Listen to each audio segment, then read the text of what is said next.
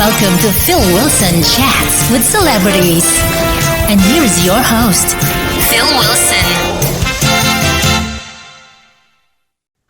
Rumer is a British singer-songwriter who has been supported by leading music industry figures, including Burt Bacharach, Elton John, Carly Simon and Jules Holland, as well as many others as well. Arriving on the music scene in 2010 with her fabulous debut album, Seasons of My Soul, which went triple platinum, would you believe? Rumer was nominated also for 2 Brit Awards for Best British Breakthrough Act and Best British Female Solo Artist, and won the UK Asian Music Award for Best Alternative Act, and went on to win the Mojo Award for Best Breakthrough Act in 2011, among other accolades. 5 albums, 2 compilations, and 4 EPs later, Rumer is back on tour supporting Kenny Thomas across the UK, and Rumer joins me now. How are you doing, Rumer? I'm good. How are you doing, Phil? Absolutely excellent. It's just wonderful to catch up with you and have a chat with you because I've been playing your music on the radio for many years, and it's great to speak to you in person there and talk about new projects and this fabulous UK tour as well. But we'll talk about that a little bit later on. Now, for listeners just discovering your music, when did your love of singing begin? I think I came from a very musical family, so I'm one of 8 children, and it was everyone played an instrument or sang or could pick up the guitar and play a song. So I think my early influences are probably my brothers and sisters, and because everybody sang and everybody played and it was so normal, I think I was just immersed in music. And it just came natural to me. And you play a lot of instruments because you hear a lot on your albums. No, I don't actually. I play guitar a little bit. Like I could impress you at a campfire. You know what I mean? Like right. If someone had a guitar, I could probably play a couple, pick it up and play some songs. But I'm I'm a 3-chord strummer at best. Right. And do you not pick up the mouth organ there? Because that's on some of your tracks, especially Goodbye. No. Oh, God, no. Do you know what? It's a funny thing happened with that once. The guy who was playing, Matt Backer, who was playing harmonica on stage once, he picked up the wrong key of the harmonica. Right. It was completely the wrong key, and he just got the harmonica and threw it.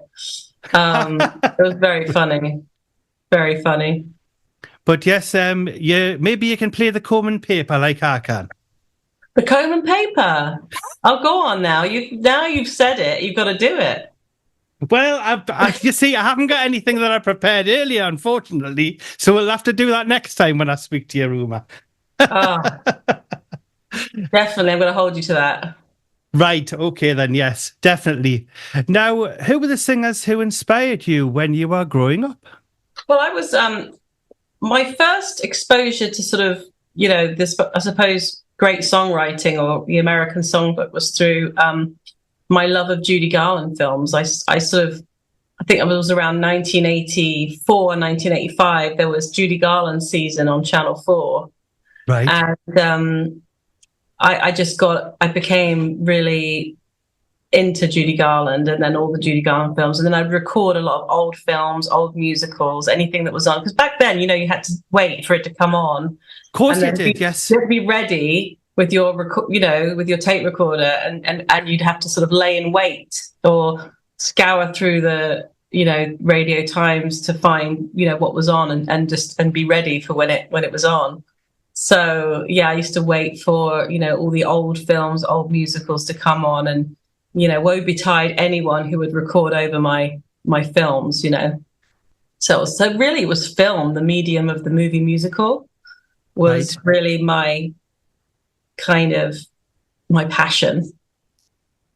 And have you still got the VHSs? I don't think so, no. God, they're probably long gone. Did you pause the adverts or did you record the adverts? I think I recorded the adverts. Yeah, I'm pretty sure I recorded the adverts. Yeah, because you see now I regret some of the things that I've gone VHS still that I actually paused the adverts because the adverts are sometimes better than what you actually recorded. So you kept some VHS of you from your old TV I, programs? I certainly have, yes, and Oh, I've actually you? got a video recorder right over there in the corner there, where I transfer everything to digital there. You know, it's brilliant. The early video recorders, in the 80s, they used to have this thing called audio dub, which Yes. you could actually put a microphone in and actually dub your own voice over the telly. I mean, it's genius. I don't know where it went. It just disappeared. If it was like a facility that we had for a brief moment in time, but Yes. we had such a laugh with that thing. Yes, you could do your own voiceovers there. You could do your own, like, over it, like as if it was like a silent film there. You're doing your own bit, you know? Yeah, you could overdub your voice to like Dallas, or Dynasty. We used to do that. It was really funny. Excellent. Well, you could have recorded your music as well on there as well, you know. I know the 80s was the golden age of telly, wasn't it? Definitely was. Yeah. Absolutely loved it. Yeah, I liked Heart to Heart. You see, I was one of those kind of guys. Obviously, Top of the Pops as well, which Yes. we may mention a little bit later on. Now, have your musical tastes changed over the years? Oh, yeah, for sure. But I mean, I still like, the great voices, the great like Dusty Springfield and, Etta James, Sarah Vaughan, Ella Fitzgerald, Nina Simone, Aretha Franklin, Karen Carpenter, all the greats, the great voices, Laura Nero, Wow. Joni Mitchell. Music. I was such a fun, experience exploring all these, great voices and great songwriters as well. Because all of your music has got a mixture of everything in there, with the Joni Mitchell and the Karen Carpenter and such like. Now, I bet you lots of people always say this. Did you, when you released your first single there, Slow, did you think it did sound like Karen Carpenter a little bit? Even though... Oh no! Do you know what was really funny? Because my producer at the time, Steve Brown, we've been working on this album, Seasons of My Soul, for a couple of years, like 2 or 3 years, and we never really talked about the Carpenters or referenced the Carpenters. And so when it came out, we were both like, "Oh," because everyone was talking about Karen Carpenter, and I said to him, "I don't remember like referencing the Carpenters at any point." He said, "No, neither do I." So I think it's just like, when some certain singers are like part of the wallpaper, part of the musical furniture of your life. Yes. And they just are maybe they're just part of that mixture of influences and it just comes out naturally. I didn't have a problem with it. I thought it was really flattering to be compared to Karen Carpenter because she's a fantastic singer and one of the greatest singers that ever lived. So I found it very, very nice and very flattering to be compared to her, but it wasn't a conscious thing. No, I mean, what you kind of wouldn't believe is that Richard Carpenter had been on the television lots. I don't know whether it's to do with an anniversary or something to do with an album he was bringing out or something, but for some reason, everything tended to come out at the right time. And when I first heard it, there was a friend of mine said, I think Richard Carpenter's found something in the archives there. I was like, is it? And then I bought your album, and it's absolutely wonderful. But it was just quite uncanny that, people thought that it was a Karen Carpenter you singing and not Rumer, which is lovely, isn't it? I don't know. See, I don't know if people, maybe their ears were used to hearing people just sing songs like straight, just like sing the song melodically and straight. Because it's kind of like, I actually met Richard Carpenter and worked with Richard Carpenter some years back. And we were talking about old 78s because he was telling me that his parents were very, much older than him. And I was talking about, I said, I used to have a gramophone. I used to collect 78s. And I said the very first 78 that I had was Bing Crosby, Some Enchanted Yes. Evening.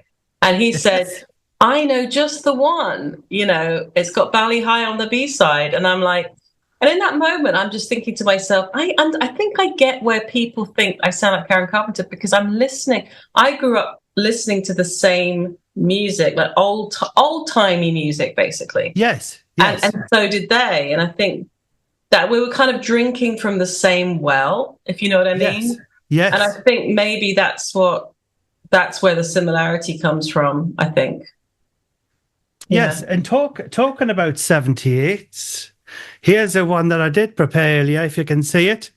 That is a 78 there. Wow. Yeah, so there you go then. That's actually Nelson Eddy and Joe Stafford with Till We Meet Again. I once went to the Portobello Road Market with my band, and I came back. I went to looking for records, and I found this 78, this Bing Crosby 78. And Yeah. Malcolm, who was in the band, he looked at it, he went, I think you'll find that says Bob Crosby. And I absolutely got I got ribbed for that. And he said, is that a friend of Fred Sinatra's? I love it. But yeah, I love the 78s there. Yes, I like putting the needle on a 78, and that's something else that's in my collection. If you could see just behind there, we've got lots and lots of stuff there. So yes, it's nice to find a fan of 78s there. But yeah, your sound it's of course Rumer and nobody else. So there you go then. So in 2010, as you mentioned, you released Seasons of My Soul. Boys Don't Cry came out in 2012, Into Colour in 2014, The Girls in Love, which was a Bacharach and David songbook in 2016, and Nashville Tears, which is the songs of Hugh Prestwood in 2020. Now, out of the 5 albums released so far, which is your favourite if you have one, and what track would you play me now if you had to choose one?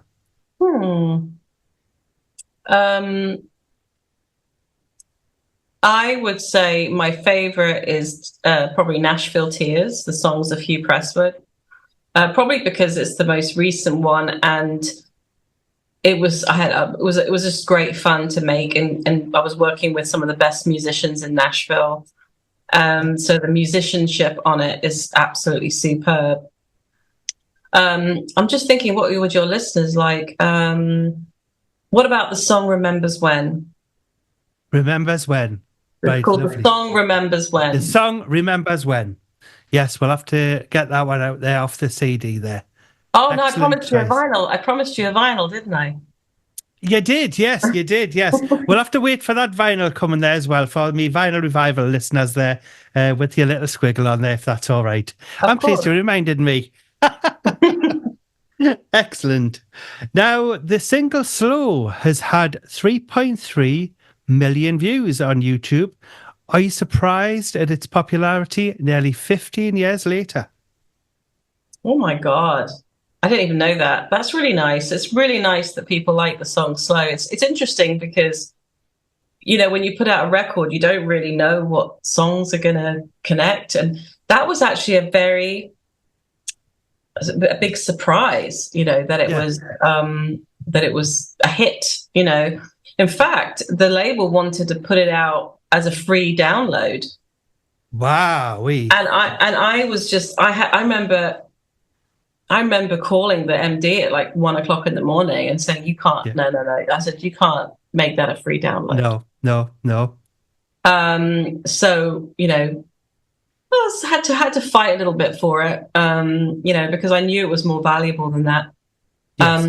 But it went out as a kind of a soft release. They just thought, we'll just put this out and just sort of test the water and see what happens, because they didn't know. Yes. No. And it was such a surprise that it took off. I mean, it's a surprise to everybody. Yes, it did very well in the charts as well, and it's very well known. Very well known for a ballad as well. It's a ballad, and it's not something you'd expect for radio to play, and especially at that time as well, because there was that much other kind of music in the charts as well. For it to get in there, just amazing. Oh. I know, because I remember it got on the top 20 or something, like singles. And That's right, it did. I had to go into Radio One because they do the top 40 breakdown or to countdown or whatever. Well, suddenly I was in completely foreign territory, and they knew I was in foreign territory as well. It was a bit like, are you lost? But yes, I'm lost. But yeah, it was unusual, for that around that time, to be in the singles charts, to actually so many people downloading the actual single. So yeah, that was an incredible time. Yes, you're in the Guinness Book of Hit Singles there. So I know that for sure that you got in the charts there. And yeah, what was it like at Radio 1 there? Because I bet it was a bit daunting, was it? I was just for like... the UK Top 40. You know what? I went to Radio 1 all dressed up because I thought, oh, Radio 1, I better, and also whenever I went to radio, I always dressed up. And then when you get there, these massive celebrities, they're just like crawled out of bed in like a big woolly jumper, and you think, oh God, I'm even bothered. That's right. She's just coming along in your pajamas and slippers. in your dressing gown and your cocoa. And you feel very overdressed. You're like, oh. And have you appeared on Zoe Bowles' breakfast show at all? Because I wonder what they look like. I wonder if that's the same kind of thing. Yeah, probably. I've not been on Radio 2 breakfast show. It's Radio 2, isn't it? She's on. That's right. Yeah, I haven't been on Radio 2 breakfast for I can't remember the last time I did that. Yeah, but it was before Zoe was on the radio, I think. Probably with Chris Evans, maybe. Yes, maybe. Chris Evans, I definitely spoke to. Yes. Oh, well, there you go then. Top 40 single, and we're going to have many, many more of them. I know that for sure. Now, you have performed at some of the greatest events, including Glastonbury, the Royal Variety Performance, and BBC Electric Proms, and most recently at the Lafayette in London. I'm saying that right. Where has been your favourite event so far? Probably playing the London Palladium with Burt Bacharach, because he was doing a show and he invited me to sing 2 songs with him. And I'm just standing on stage with Burt Bacharach playing piano, and I'm singing, and I'm thinking, this is incredible. Like, this is a moment. Like, this is a moment to remember. Wow. Yeah. And I bet you could hear a pin drop in the London Palladium. Yeah, it was a magical. I was nervous, obviously, but of course, at the end, he gave me a hug as I left the stage. He went, "Rumer, we've got to do this more often." And I thought, wow. I really thought I never want to do that again because I was so scared. But that is just something really, really special. And did they have a spotlight just on you? And did you have a one on Bert in the corner there with his piano? Know. I can't remember. But there was he was on a grand piano and I was singing, and then there was string section like an orchestra. Wow, and that was amazing. Absolutely. And did you record anything with Bert? I did I did the Bacharach and David songbook, This Girl's in Love, and he sang the introduction on This Girl's in Love.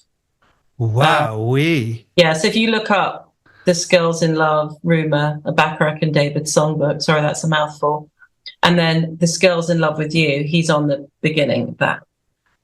Absolutely amazing. Yes, I've been going through. Right there. He goes, "Tell me now, is it so?" He does all that. Wow, yeah. That give me a little bit of a shiver down my spine. That I rather like that.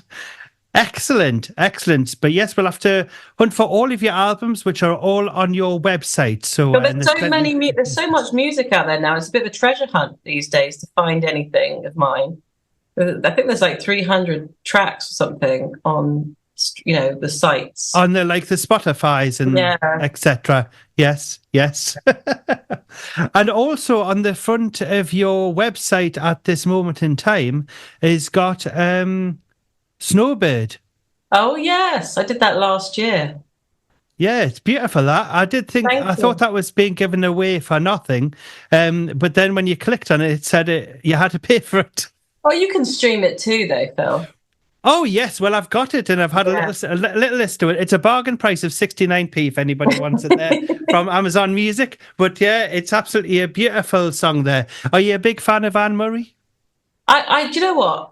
I really love Anne Murray, but I'm not like an expert in Anne Murray. I'm a sort of a superficial fan because being a Canadian artist, often we didn't really, I don't know if we really got enough of, we didn't see these artists enough coming over Oh, and, so I think we have like a superficial, uh, you know, not I have a superficial knowledge of Anne Murray, but Snowbird came about because I was doing a deep dive and I was wanting to learn more about Anne Murray. yes. So, and a friend of mine is a huge Anne Murray fan, and she was encouraging me to, you know, to listen to more of Anne.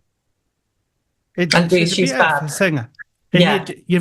you really did make a great tune with that. I really loved it. Thank you. Is that going to appear on an album soon? I don't know. Maybe if everyone keeps saying, "Oh, you should put that on your next album," so maybe I will. Well, once this interview goes out, hopefully people will get a copy of that Snowbird there by Rumer, Yeah.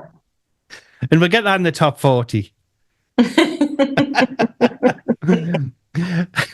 Now, performing with stars such as Elton John, Jamie Cullum, and Daryl Hall, which has been the most memorable? Of course, you've got Burt Bacharach there, but we've already discussed him. What What's about the, between them? what was the middle one that you The said? middle one was Jamie Cullum, So it was Daryl Hall. Daryl Hall. Daryl Hall. Yes. I didn't actually perform with Elton John, actually. He was hosting an evening with Leon Russell, and I believe it was Leon Russell that I performed with, but Elton John was hosting the evening, but he was very supportive of me. Obviously, the day that I spent with Daryl Hall goes down in my personal history of amazing days, because I went in there looking like I was a Deliveroo driver that got lost. I was like, what, like me? And sorry, I'm in the wrong place. Right. I felt completely like unqualified to be there. But the funny thing about Daryl is that he doesn't really rehearse. He just like you walk in and he's like, go, like record, and Yeah. we don't really rehearse anything. He just wants to do it the first or second time, and that's it. Move on. He's like, Wow.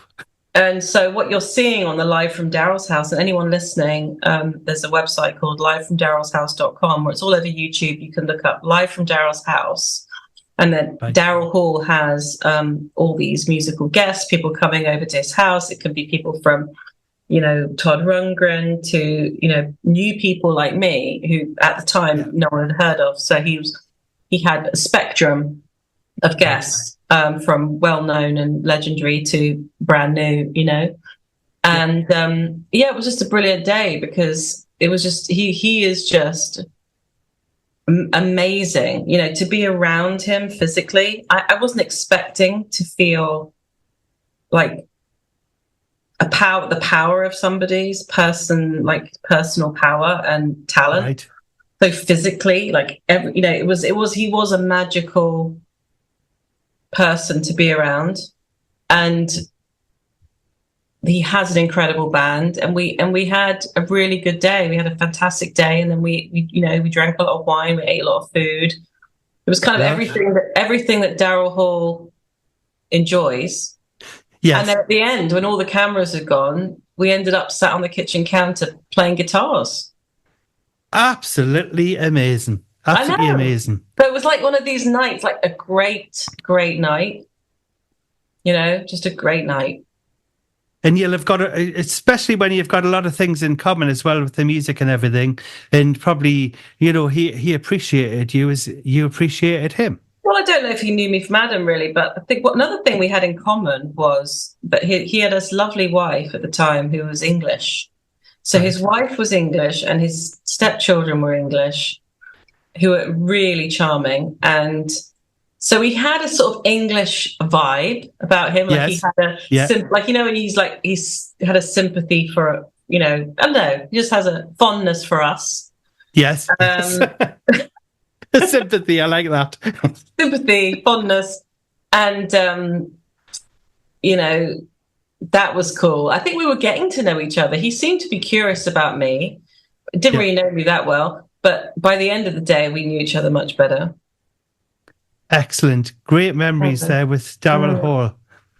Now, if you had a choice of anyone in the world to duet with, who would it be? Van Morrison. Van Morrison. That's an excellent choice, that. Yeah. I mean, look, I would love to be granted an audience with Van Morrison. Or would you say for him to grant me an audience? I'm not sure how you say it, grant me an audience. But I would love to meet him and have tea with Van Morrison. Just tea would be fine, actually. Yes, not the whiskey. No, just tea. You know, afternoon tea is fine. But, you know, I don't know. I don't think he has visitors. Too many visitors, especially people that he doesn't know. But I'll put that out to the universe and we'll see. That'll be just really cool. You just never know. You never know. The strangest things have happened at sea. And I'll tell you what it is, going back to nostalgia, what did happen to an audience with on ITV? They need to bring that back. They could have an audience with Rumer, an audience with all of these. Well, they did it with Adele, didn't they? And she had the same. They did. She had the same thing. She loved it. She said that she wanted to bring it back. And so they brought it back just for her. Oh, well, we need to get it back on there, yes. We'll have to get in touch with Lord Grade. He's still around, isn't he? Who? Lord Grade. Michael Grade. Oh, Michael Grade. Yes. Well, yeah, he's a very big influence there. Well, he was with ITV for a long, long time. And obviously his father was the forefather of everything of commercial television, you see. God, you're a television buff, aren't you? I am a little bit as well as music. Yeah, you love your telly. Oh, I love my telly as well. Yeah, we've got that in common. Now, what year were you born, Phil? I was born in 1977. Okay, so we are definitely. I wasn't sure because you look quite young. I wasn't sure if I was offending you by talking. I wasn't sure if I was offending you by talking about recording over Dallas and Dynasty, but I know we're in the right. I know we're in the right spot now. We are definitely, yes. I like, like Neighbours and things like that. I even like Prisoner Cell Block H, but don't tell anyone about that. No, everyone used to stay up late to watch it. I was born in 79. You know, 79. Right. Yeah, so like we're the same. No, we're the same generation. So, Prisoner Cell Block H wasn't on till 11 o'clock at night or something. That's right. And you were going to school. Everyone's exhausted from watching Prisoner, but this is the golden age of Australian telly. Okay, definitely. I mean, the idea that these days kids would run home to watch Neighbours or Home and Away. I mean, or if you got sick, you'd watch it at 12 o'clock. It was on twice a day. Correct, it was. God, and then you'd be mad at yourself that you watched it already. That's right. Yes, if you're watching it with the family, if you're having your tea, you'd have to pretend that you weren't playing the wag and you'd been to see. I know. And then now, off topic a bit here, but have you seen Wentworth? Yes, I did see it. Yes, I love it. It was quite unusual. It's very good. It's very good. The Prisoner Cell Block H remake. But anyway, we digress. But I'm glad that I've just established because you do look good. You look young, and I wasn't sure if I got this wrong, but I felt like maybe we were the same generation, but we definitely are. We definitely are, yes. We've got all that in common, all these television and music. And let's get back to the music because you're about to go on tour supporting the wonderful Kenny Thomas on his outstanding Greatest Hits tour live with his Soul String Collective. Where are you going to be visiting? And how did this come about? This was just like, things come in and I thought, I always think it's good to grease the wheels a bit, I tend to rattle around the house a lot cleaning. And you know what it's like. I get bogged down in housework and don't do enough music, and so it's Exactly. really good for me to get out there. And Kenny Thomas is an R&B legend. He's a fantastic guy, and I know his audiences and his crowds are lovely people. And Yeah. I thought this was a nice opportunity to get out in front of a bunch of new people. And did you ever get, when we used to live in Carlisle? I don't know if you got the same. Did you ever get long wave radio? Atlantic 252. Yes, that's right. Oh my God, Atlantic Radio 252. That was what it. a station. That was such a good radio set. We used to tune into that. That's Atlantic. right. You're listening to Atlantic Radio. Long wave radio, Atlantic 252. That's it. Long wave That's radio, right, Atlantic 252. What That's happened right. to it? What happened to it? Well, that actually closed down, but there's some of the DJs actually started it up again. Really? But it's not. But it's on digital radio. I think it's in Manchester on digital radio, and they're hoping to, get it out there across the country eventually. When you can go on the website. I'd like to help promote the new incarnation of longwave radio Atlantic 252. Because it personally means a lot to me. So anything I could do to promote that radio station. Okay, I've got it now. I've got the list. It's Birmingham, Newcastle, Southend, Manchester, London, Nottingham. And I don't know where I got Liverpool from. Scratch that. It's right. Manchester. Sorry. It's close. Oh God. You might have to cut this and then read it out yourself. Well, we'll do an edit. Okay, do that. Let me just have a quick smoke while you do that. That's fine. No bother. But that, do you know what, that Atlantic Radio, longwave radio Atlantic 252, that was everyone at school listened to that. They did. Yes. And they played kind of schmaltzy music too. They played ballads and things like that. They did. Yeah. A friend of mine used to do the late night show, 10 o'clock at night. And he was called Wayne Scales, he used to be called. And he used to play loads of lovely stuff. 10 o'clock at night. Yeah, it's lovely. Yes, till 2 in the morning. Was it a regional thing? Was it up at that part of the world, or was it all over the country? It was actually, they had a studio. The main studio was actually in a little village called Trim in County Meath in Southern Ireland. Oh, really? And it was run from an old doctor's surgery. I cannot believe, Phil, believe your knowledge. Because I've been there, you see.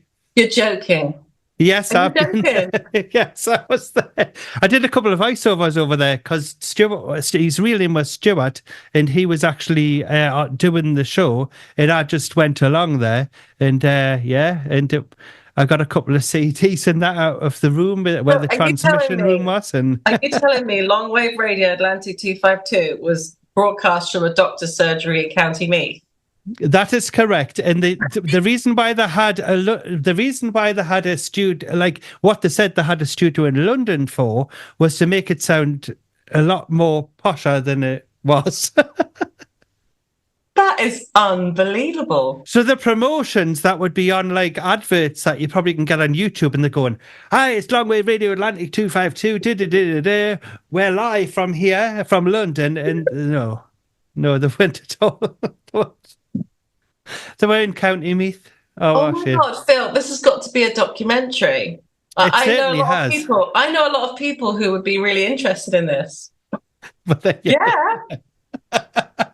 Yes. That's right. Yeah. I could, just get me on one of those shows where you can talk about things, I want to be like a talking head on a documentary about longwave radio Atlantic 252, but we need to know more now. This is really interesting. Like, we need to know more about the doctor's surgery. Like, we have no more information. Oh my God. There you go then. Yes, okay, drop anyone listening to this, drop a comment below if you remember longwave radio Atlantic 252. Exactly. Yes. Get your comments in right now. Yes, that would be great. The vinyl revival is here. So, what is your favourite vinyl record you have ever bought, and what song would you play me on the record player if you had one beside you? I'd probably play Terry Reid, Seed of Memory, and I would play Seed of Memory. Seed of Memory. Lovely, lovely choice. Now, do you have any future projects that you can tell us about? Any new albums or any other appearances that you're going to have coming up in the future? Yeah, I've got this Rumer in session with Red and Bacchus Funkestra, which is a collection of my songs across a few different albums with them in session, which is coming out next year. And then also I'm working on my new record, which hopefully should be coming out the last part of 2025. So I'm working really hard on that and getting that done. So 2025 is going to be it's been a big drought. If you're a fan of my music, it's been a bit of a drought and you've been very patient, but 2025, you should probably have more music than you know what to do with. So hopefully.